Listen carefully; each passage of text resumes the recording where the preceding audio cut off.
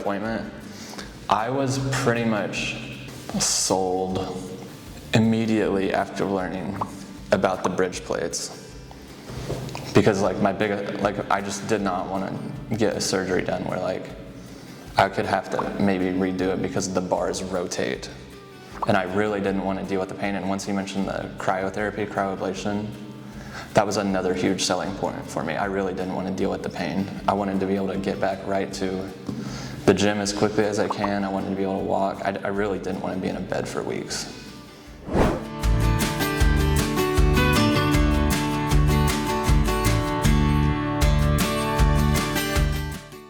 I chose Clínica Mi Pectus because when I was looking online, I would see a lot of stories about people getting one bar and it would rotate and they would need to get the surgery done. Or in the United States, there was a lot of people talking about how they would feel pain for months on end. And so that was a big reason that I put the surgery off for a while, because I really didn't want to deal with any of that. I've seen the Nuestro procedure online before. Not with the technology they do here. The one I saw didn't use bridge plates. They did not use cryo, and they did not use the crane. I think it was a few months ago, after my dad had a mitral valve prolapse and heart conditions, I was like, okay, this could happen to me too. And I just wanted to get the surgery after that. But another reason I chose Clínica Mi Pectus was because I could get the surgery way quicker than I could in the USA. The wait for just an initial consultation would be 4 or 5 months.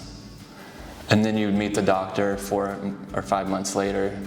And then after that, they would schedule for the surgery, and that could be even months later as well.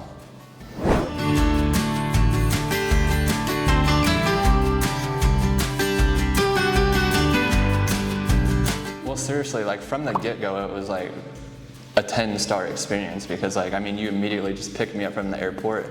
You being a translator a lot of time, going around with me and helping me. You guys pretty much did all the work of scheduling everything I needed for me, and it's been great. They put a big effort into making it not only look good as well, so that's made the whole difference of the world, so yeah.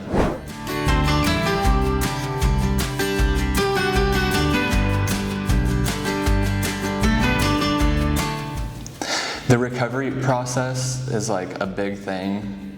He gave me a lot of breathing exercises to help reattach my lungs. And a lot of them were hard at first to do, but I'm really happy I pushed through with it. I really think it helped in the long run, because I noticed if you really sit still for too long, your body will get rigid and it will feel more like a plank, and you really won't be able to move much. So him giving me exercises to keep moving and raising my arms and stuff, that really helped, yeah.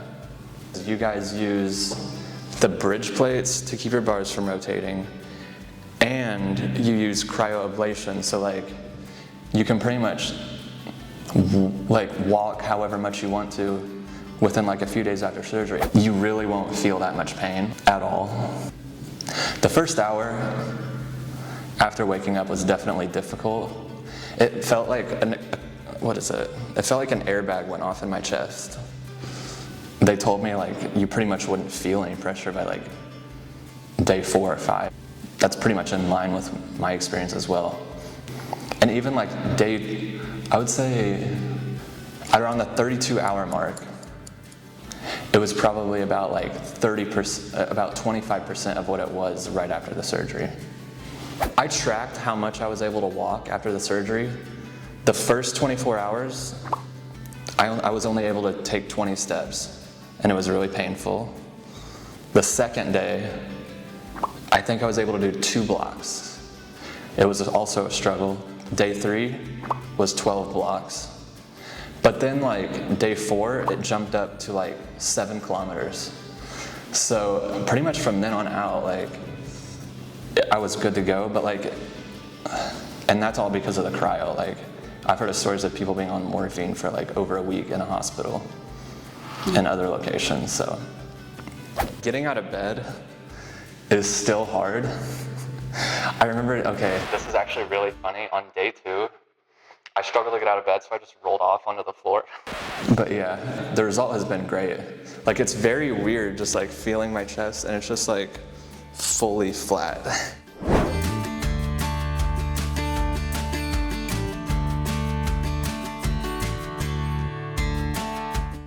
Okay, so right after waking up was probably a 5 or a 6. They gave me some morphine pretty much immediately, brought it down. So day 1, so like the next morning, it was probably about a 4 or 5 and stayed, and then it was about a 4 that night. Day 2, about a 3. Day 3 was about a 2. Day 4 was about a 2. Day 5 was about a 1. And it's pretty much been a 1 or 0 ever since.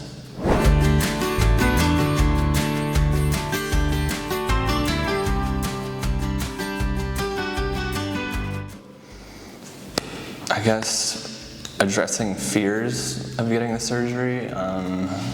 Even if you are like really afraid, they have a great psychologist. And so you could talk to her about any of your concerns or fears, doubts. It's only a few days. You know what I mean? Like, at the end of the day, that's what it boils down to. It's only a few days of being nervous. I would say I was like a little nervous, only really about the anesthesia.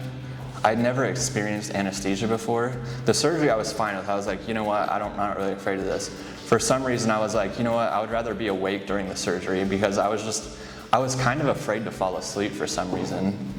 But like, it's seriously like a light switch. Like once they start putting it in you, you fall asleep within like a second or 2. But then like you don't really realize time is passing, so you wake up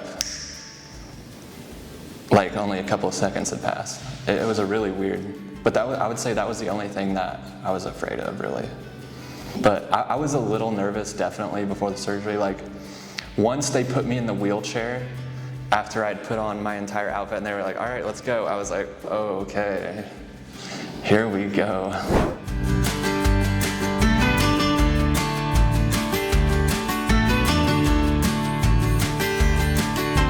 I found out that I had Pectus Excavatum when I was, I think around like 14 or 15 years old. I knew I had it like once about a year into puberty or so, but I never got the official diagnosis until around 2020. There was a doctor in United States in Lafayette, Indiana, who did the official CT scan, and that's whenever I first found out that I had cardiac compression onto my heart.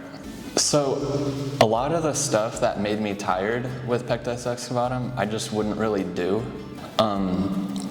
A big one that really woke me up that like this was something I should maybe get fixed was probably whenever I was swimming in the lake in Chicago where I live, like about 4 or 5 years ago, and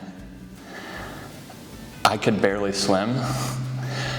And I think it was because like my heart couldn't really keep up.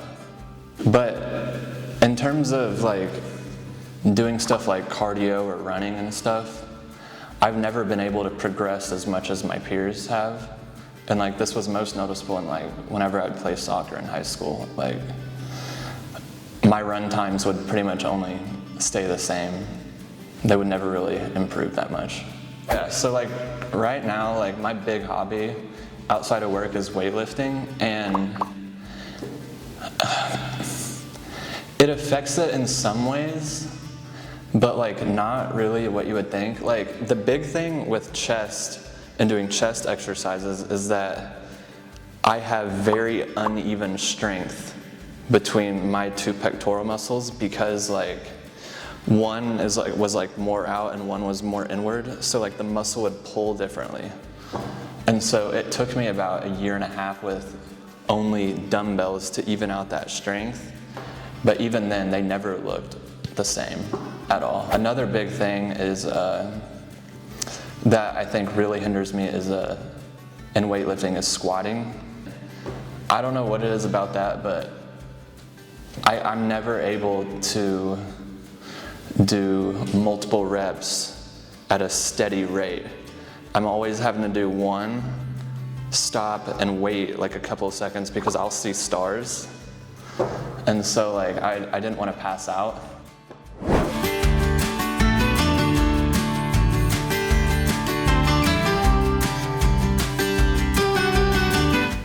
Where I'm from in Chicago, like I'm from Chicago, and like this city is definitely safer here. Beautiful parks, beautiful museums. There's a lot of museums here. San Telmo Market is really fun. Park Rosedale? Yeah, that's a very pretty park. I really like, oh, what's that one restaurant? Fariola? I had Milanesa there. And that was the first time I'd ever had that, and that was really good. I've never had empanadas before here, but I've had them like every day, so. Tigre is like a really pretty like river town. They've got a nice big market, a nice art museum, and the river walk is really pretty. I don't know, even though I've been here for like 2-3 weeks, I've never really been bored.